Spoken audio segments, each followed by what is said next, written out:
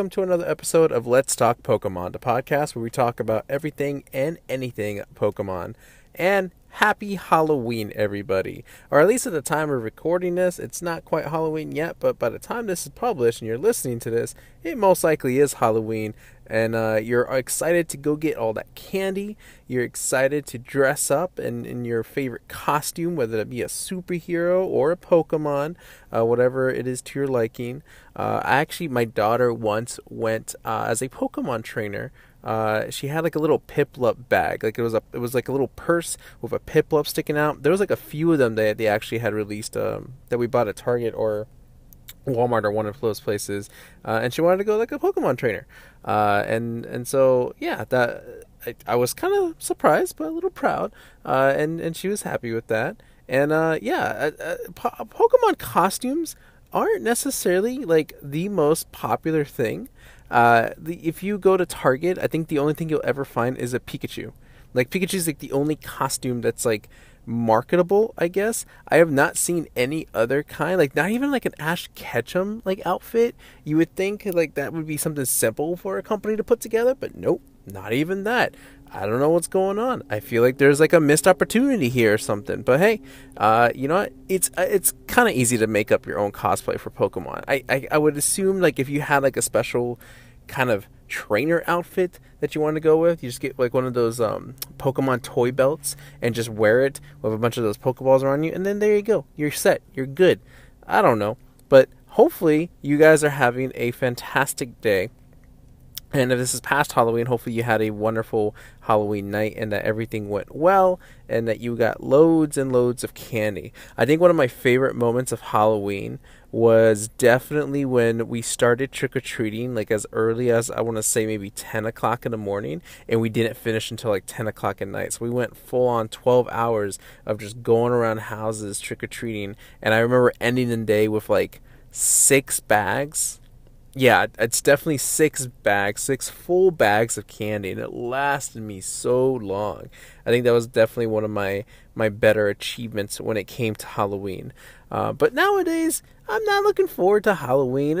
Or I should say, like, it's not something that I get excited about. Like, it's cool that Halloween comes, right? I love getting the pumpkins. I love carving the pumpkins. I love getting the pumpkin pie stuff, like, you know, pumpkin spice frappuccinos, like the whole fall season, sure. But, you know, if I miss out on, dressing up, not the biggest deal. I do it mostly for my kids. My kids will dress up, and then we'll go out walking around neighborhoods, and then there's that, and then they get the candy, and they're happy. Otherwise, Halloween, I'd rather just be staying at home and just like doing Halloween events on video games.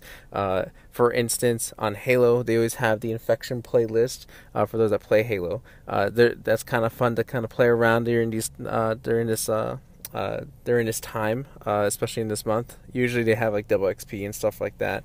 Or in the sense of Pokemon, they usually do have some sort of Halloween event in their game to some capacity, whether that be like a tournament, which they held recently, a spooky tournament for Sword and Shield. There's also the Spooky Cup or Halloween Cup that was in Pokemon Go. So let's recap some of the events that just happened recently. There was some that I just didn't update you guys on in the episodes, just because trying to catch up with other stuff. But there were pretty good Halloween events, I want to say. So we start with Pokemon Masters. They did a new round of a Halloween event with Morty and, oh my gosh, I forget the other one's name. I want to say it's Bianca, where Morty had was it a Drifblim? I know Bianca had the Sableye. I can't quite remember who Morty had as his sync pair, but they were just seasonal sync pairs. Like, hey, we are going through a haunted house. We got to find our way out, and then you can scout for those 2 sync pairs, which I think were okay. I didn't hear really a lot. I think it's just more for collection purposes. And then they brought back last year's Halloween event, where it was I know Mightyena was the Pokemon. I can't remember who the trainer was. I want to say it's one of the main trainers, like is it Hilbert? Maybe Hilbert and Mightyena, and then the other one was Acerola and Mimikyu, if I'm not mistaken. But there was a chance to get those back, and then they decked out, the kind of Halloween theme in there, and it was fine. Like, I don't know how much more you could go with it. Decorate the entire lobby with like pumpkins and stuff, but it's just a nice little additional event for this time of the month. And then in Pokemon Go, they had a big Halloween extravaganza, so to speak, where it was kind of split into two parts, where you had a bunch of dark, psychic, and ghost type Pokemon appearing. Definitely felt like Halloween time. Also at night, they did a special thing where they were playing the Lavender Town music, which was pretty eerie. What else was there? There was Mega Gengar raids, Mega Absol raids. So they definitely went full Halloween for Pokemon Go. So they did a great job on that one.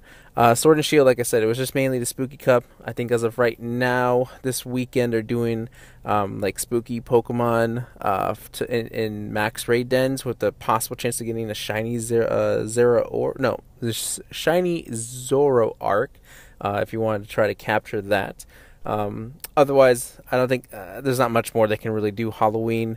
And then in Pokemon Unite, I think out of all the Pokemon games, Pokemon Unite probably had the best Pokemon themed sort of event, so to speak. So in Pokemon Unite, the entire lobby was changed for Pokemon Halloween decor, which was pretty cool. And you had like the random Shuppet or Duskull in the background just popping up, and there was like a Drift Blim that was just floating there. It was very, very cool. Rank wasn't touched at all.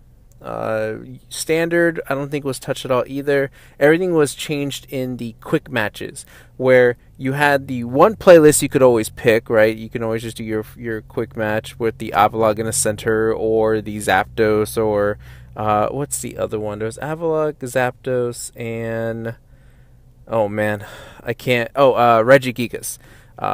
There's that you could choose from, or you could do the actual main Halloween event, which was I forget what, I think it's Mersh Stadium, but everything was like Halloween themed in the sense that there was pumpkins everywhere. It was it was like a nighttime setting, and instead of your battle item that you always use, like your eject button or potion or whatever, it was actually something that you could turn another Pokemon into a pumpkin, and then you can also push the pumpkin further away. So it was kind of like this really chaotic like Halloween mess, and it was kind of interesting. Like it was definitely not your standard way of playing, because if you turn to a pumpkin, you lost all your Aeos orbs, so you have to get them all back, but you can't really attack as a pumpkin. All you can do is like do like a headbutt where you push the Pokemon further and further away. So there was like a lot of, I don't know how much strategy you can do, but it's just like a lot of like, okay, do I want to pursue this? Do I focus on just running away, making sure I don't get turned to a pumpkin? Like, how do I take advantage of this situation? Blah, blah, blah. Yeah, but it was just very, very cool, and it felt the most Halloween, I think, out of all the Pokemon stuff. So kudos to Pokemon Unite for doing something that awesome. They also like released some more skins, some more Hollowware, so to speak. I think Lucario had like his Mystery Ranger kind of outfit. I'm trying to think what else. I know they just came out with the Wigglytuff and a Charizard Hollowware. Charizard one I know was Bonfire, but I don't know. I'm almost certain they came out with another Hollowware for Halloween time. So it was a lot of fun. Hopefully you guys got to check it out. I hope that they continue to do holiday stuff like that, and they can only get better from here. So I'm very curious as to what else they could think of. I was thinking in my head how they could make it completely Halloween in a sense where you don't have like your usual abilities or attacks, right? Like, with Squirtle, their Skull Bash and Water Gun. No, you just stick to, I don't know, like there's like an attack that just sends bats everywhere or something like that. I think just make it more Halloween specific and just more random and chaotic that way. I think would just make that Halloween just better. Well, I don't even want to say better, because that's like making it seem like the Halloween event right now is bad, but it's not. Just make it more interesting, and just add on to like what we have now. Just like a little, put the cherry on top and give us more of that Halloween stuff. But yeah, that's a lot of Halloween going on. And I figured just for the sake of this episode, you know what? There's always these articles going around about the creepiest Pokedex entries, and you know, not a lot of people would think Pokemon and scary go like hand in hand. Like Pokemon are just cute little creatures, right? You got this like little electric mouse thing, and then you got Eevee, who's just like the most adorable Pokemon out there. And you would think, oh, there's no way that any of this stuff could be really scary or creepy. But if you actually get to reading a lot of the Pokedex entries, there's some really bizarre stuff that I'm like, how is this even a real thing? Like, if this really happens in Pokemon, in the Pokemon world, like, how are people not more scared of the Pokemon that they're using? So, you know, there's always a bunch of articles from all different sources and, you know, social media sites that are like, oh, here are the top 5 scariest Pokedex entries. Here are the top 3 or whatever. I figure we just kind of go through one of them and kind of give our thoughts on some of these Pokedex entries. And yeah, just for, you know, just for the fun of it. So this one comes specifically from infinite.tcgplayer.com, and they do the top 10, and well, in their opinion, the top 10. What's weird though is that I hate it when like these articles start with number 1 and then work their way backwards in 10. I'm like, no, let me start with number 10 and then we'll work our way to the number 1 spot. So that's what I'm going to do. I scrolled all the way down. I'm at number 10, and we'll start from here. Read a Pokedex entry. It looks like they added a Pokedex entry, and then obviously tell us what the Pokemon is, and then we'll just kind of, give a little blurbs about it, see what we think about this. All right, here is the number 10 Pokemon Pokedex entry on this list.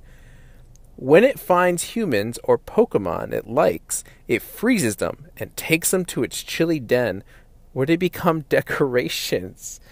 This is Frostlass, and this was a Sun and Moon entry. That's bizarre. Using people or Pokemon to, like, Pokemon that could easily, like, you know, you can get by with that, right? You go into the den, like, oh, look, there's Pumpkaboo, frozen Pumpkaboo. That's kind of cool. But I mean, if you see a frozen trainer, you're like, wait, how did that get there? What is this? And oh my gosh, why is it blinking at me? Like, that's very dark. God, I can only, like, if you go super extreme with this, right? Using heads as chandelures. Oh God, okay, yeah, we're not gonna go that far. All right, moving on to number 9. Number 9, the Pokedex entry says, it has trouble drawing a line between friends and food. It will calmly try to melt and eat even those it gets along well with. That is like the worst backstab that could happen from a friend, right? Like, that is like a horror story on its own. You befriend something, a pet or maybe another person, and then they just go around and just like end up eating you and just murdering you. Oh God. This is Sligoo. Sligoo is the one that has that trouble reading the line between friends and food. Yeah, I don't know how much trust you need to earn with that Pokemon as a trainer. All right, next one.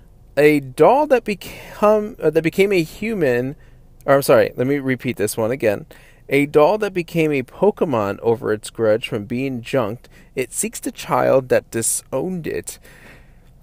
Maybe it just wants to befriend that Pokemon, right? It doesn't say that it's going to go after the kid and do something bad to the kid. This is none other than Banette. I think this one was a little bit more obvious, the whole doll, the toy aesthetic sort of kind of thing. Yeah, it's definitely like a whole revenge story gone wrong. Like I said, we don't know what it wants to do once it finds the child that disowned it. Maybe it wants to become friends again. You never know. All right, next on the list. The bug host is drained of energy by the mushroom on its back. They appear to do all the thinking. Now, this is Parasect, we are very familiar with this one. This is very common. I think all of its entries are relatively the same when it comes to this, saying that it's a host to this fungus that's growing on there. Very much like The Last of Us kind of feel, if you've ever played that video game. But then it makes you wonder, okay, so is the Pokemon they're catching the bug or is it the fungus? Because can you really count it as both? Can you remove the fungus from the host and attach it to another host? Oh man, there's a lot of questions about that one. I remember the blue and red sprite for this one was extremely bizarre. I mean, I just remember seeing it being a giant mushroom, but then you don't really know what's underneath it. At least I wasn't sure what the eyes were. It was a very bizarre, like a weirdly designed creature, although it kind of looked cooler as time went on, but still a little eerie that I don't know which one is the actual thing that we're dealing with, the fungus or the bug itself. Alright, next on the list, number 6, stories go that it grabs the hands of small children and drags them away to the afterlife. It dislikes heavy children. Okay. We should be somewhat familiar with this. This is Drifloon. And yeah, I don't know, like, how do you befriend this Pokemon? Right? If you see it, you catch it. Like a kid that wants to be friends with a Drifloon or wants to be a Drifloon trainer. Knowing that, do you continue to be like, yeah, I'm going to capture this Drifloon and be its best friend? Or do you like, nah, I'm good, I'm alright, I don't really need Drifloon, there are other better ghost-type Pokemon out there. Yeah, I don't know, it's an odd one. It dislikes heavy children. Why? Just because they can't grab them? Like, I can't lift them up because they're that heavy? I wonder where it does take them, though. Dragon's the afterlife, but like how? Does it have like access to dimension, like portal dimension hopping? I don't know, it's so bizarre. Okay, number 5. This Pokemon has the habit of hugging its companions. Many trainers have left this world after the spines were crushed by its hug. Puts the phrase literally being hugged to death very, very accurate. This is obviously going to be Beware. And it is kind of creepy in the anime. If you ever watched the Sun and Moon anime, it just like has this weird non-verbal mannerisms that just give off really creepy vibes. Like it'll just slightly turn its head to you or just pop out of nowhere and just try to grab you. And yeah, you wouldn't think at first sight this Pokemon would be part of this like whole creepy list for the Halloween season, but it definitely adds its fair share. That it breaks the spines. Just that's it, done. So can you just never accept a hug from Beware? Does it control its hugs? Can it control its hugs? See, we're asking the real questions here. Alright, number 4. If a traveler is going through a desert in the thick of night, Cacturn will follow in a ragtag group. The Pokemon are biding their time, waiting for the traveler to tire, and become incapable of moving. Oh my gosh, how did that... Okay, first of all, Cacturn does look like a scarecrow, like from Jeepers Creepers, or oh man, I forget what movie. There's like any horror movie though with a scarecrow. Like, yeah, Cacturn really gives off those vibes for sure. But the fact that it follows people and as a group, and then what does it do then? Because it doesn't say what happens after they find the tiring traveler. It just says that it waits their time for that. So does it eat the people? Does it yeah, I don't know how much we really got to go into this, but just man, that is another very creepy thought. All right, number 3. These Pokemon are stumps possessed by the spirits of children who died in the forest. Their cries sound like eerie screams. So, do these children have full control of what they're doing? Like, do they know what they are at this point? So, this is Phantump. By the way, was recently released in Pokemon Go. So you are able to catch Phantup and evolve it into a Trevenant. But these Pokemon are some possessed by the spirits of children who died. Yeah, okay, but if they're possessed, like, does that mean that these children are, like, very negative already? Like, they're going after things, like they're after revenge or something like that? Like, that's such a weird thing to think about. Like, how did this become a Pokemon? How is this something that was like Game Freak was like, this works. I like the lore, and kids will love it too, even though that it talks about them being dead and being kind of repossessing a tree stump. I mean, now looking back at Phantom's design, it is pretty horrifying. It looks, I mean, it definitely has that like small kid vibe to it. And then, are those horns? Because like it's got tree branches sticking out, and they look like they could be horns rather than just ears. Okay, this was depressing enough as it is. Next, each of them carries a mask that used to be its face when it was human. Sometimes they look at it and cry. It used to be human? So how did it get like that? Like, I don't know. Each of them carries a mask that used to be its face when it was human. But wait, mask faces or the masks look the same. It's like there's different variations of it. That's another depressing thing. And its hands, or the thing that's sticking out, very much look like they're supposed to be hands, right? I would assume that they're supposed to be hands. Yeah, this is definitely one for the haunted houses. Okay, and then our last one, number 1. It apparently wishes for a traveling companion.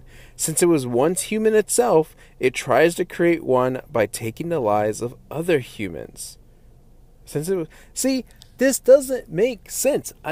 You think of it lore-wise, how does it evolve from a Haunter then? How does it evolve from Ghastly? Obviously, we're talking about Gengar.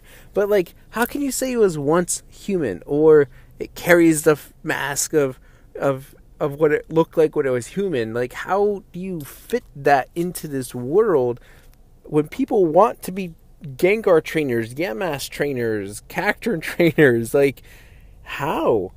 And how are they just okay with, like, how are the trainers just okay with this? Like, I feel like there'd be a lot, like, Gengars would be more rare to see in a Pokemon battle because their trainers don't want to deal with that. I'm just saying, like, it is extremely creepy and deep and weird and just not okay.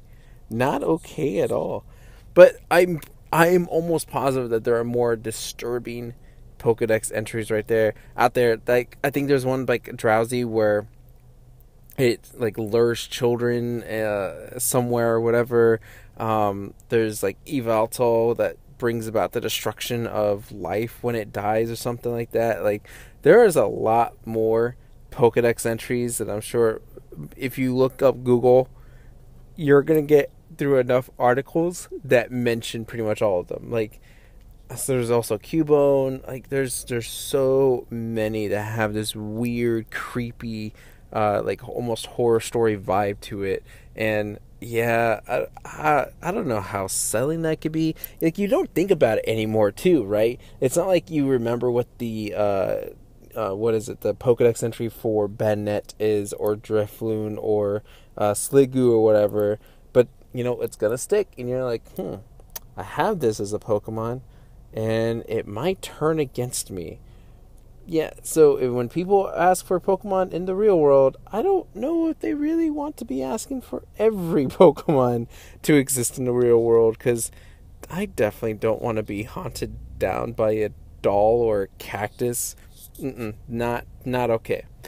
Alright, well, this is just a short episode. Like I said, I just wanted to check in, kind of update some stuff, and just talk about some Halloween stuff. Pokemon Center also has a lot of cool Halloween stuff if you haven't checked that out yet. I know I haven't really given updates on Pokemon Center. Me and Pokemon Center have a love-hate relationship, kind of like had built up for a while.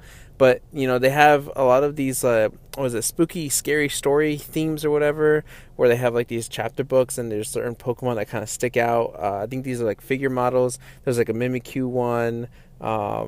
a Lickwick, I think. I can't remember the rest of them, but there's also posters for it. What else was there? They had a Gengar lamppost. They had it was it was supposed to be like a garden figure. There was also a Pikachu, like Count Dracula kind of thing. So yeah, there was just a lot of Halloween merch that was dropped, and well, I mean, they're not like the best stuff, but I think if you're into like certain kind of Pokemon, like if Mimikyu's your favorite, I think there's definitely a lot there to kind of theme your room with to make it the Halloween season. Otherwise, I like to wait for the holiday stuff, which I'm mainly excited about because this year it's like Christmas under the sea theme, and I love myself some marine animals and some marine Pokemon, so I'm all for this upcoming holiday merch to drop. I'm excited. They gave like some sneak peeks of a couple things already, but I'm curious what else is there going to be. But yeah, other than that, we can go ahead and wrap this episode up. It's a short episode, just wanted to kind of touch base with you guys and wish you guys a happy Halloween. But of course, let's end this as we usually do with our Pokedex entry trivia, where I read to you a Pokedex entry from any of the Pokemon games, and you are going to have to guess as to what Pokemon it is, with some hints, a couple of hints along the way, and we'll see how well you guys do. So, without further ado, here is your Pokemon or Pokedex entry. This Pokemon has a body of sparkling gold. People say it no longer remembers that it was once human. See, this goes right along with the creepy entries, like the fact that it used to be a person. How did it become a Pokemon? How is it classified a Pokemon? Let alone, how does it get from an evolved version? Which, by the way, there's one of your hints. It is a stage 1 Pokemon, so it's the second evolution to it. I'm trying to think what else I can give you here. It is a monotype Pokemon. It has the, let's see here. It belongs in the A groups Mineral and Amorphous. Trying to think what's a good one. This one is the, there is a Galarian form to this Pokemon, or I should, that's not accurate. The pre-evolved form, right? The basic form of this Pokemon has a Galarian form, which evolves into a different type or a different kind of Pokemon, similar though in concept. Trying to think. It evolves into this Pokemon, or this Pokemon is evolved from its basic form at level 34. And I don't know if there's much else that I can say. It has multiple arms. Does that give it away? Maybe. Alright, well, go ahead and lock in your answer so I can reveal who it is. I'm going to read the Pokedex entry one more time. This Pokemon has a body of sparkling gold. People say it no longer remembers that it was once human. Alright, lock in that answer in your head. And without further ado, our Pokedex entry is none other than from number 563, Cofagrigus. Yeah, and if it evolves from a Yamask... Oh, wait, no, that still makes sense, because it remembers that it once was a Pokemon. That Yamask carries the mask of what it looked like when it was a human. Okay, so, yeah, I guess the lore still kind of makes sense. Cofagrigus is a pretty cool Pokemon, though. Like, in design, I think it's really well put together.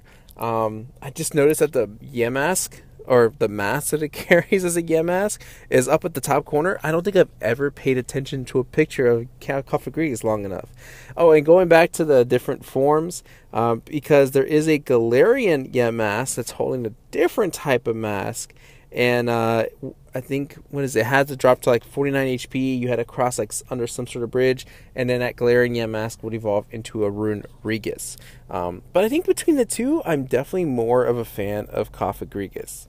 Now, there are two bullet points, two entries here for its trivia. Previously, due to the censor that prevents Pokemon with offensive nicknames being traded on the GTS, an English language Cofagrigus could not be traded without a nickname in Generation 5 because its name contains the word FAG. It's just because I don't want to say it out loud. However, the filter has since been altered to allow Cofagrigus to be traded without a nickname. That's interesting. That's more of like a hindsight kind of thing. It's like, oh, yep, we kind of messed up on that one, but we'll try to fix it. And then the second bullet point here, Cofagrigus' attack and special attack stats are the reverse of Runerigus', while their other stats are identical. Okay, so it's supposed to have... What is it? Supposed to have a higher special attack? I'm trying to find it. Trying to find its stats, or at least seeing if this gives me any of its stats or what it should be. It looks like its higher stat is special attack at 95, and then attack is at 50. So Runerigus is more of a physical attacker, being at 95, and then its special attack being at 50. That's interesting, though. I mean, that has to be done purposely, right? Like, Runerigus is definitely more of like, it's holding a rock. It's part of like the geosphere, the land part of it. So it would be more physical, as opposed to Cofagrigus is more of like a ghost eerie kind of thing. And so it'll definitely be more of a special attacker. So again, it's the minor things that, make the Pokemon stuff just a little bit better. Just a little bit better. All right, so there you go. Like I said, another short episode, just wrapping up here. Have a terrific Halloween. Be safe out there. Make sure you double check the candy that it hasn't already been opened yet. Practice social distancing if possible. And most of you are probably going to wear masks, but I mean, it's outside, so I mean, you're kind of given some leeway there. You don't necessarily have to wear masks. But if you are going somewhere indoors, just saying, just make sure you follow the rules there. Some places are still requiring masks to be worn. But yeah, like I said, have a great Halloween. Stay safe. I'll see you guys next week, where we can continue talking about everything and anything Pokemon.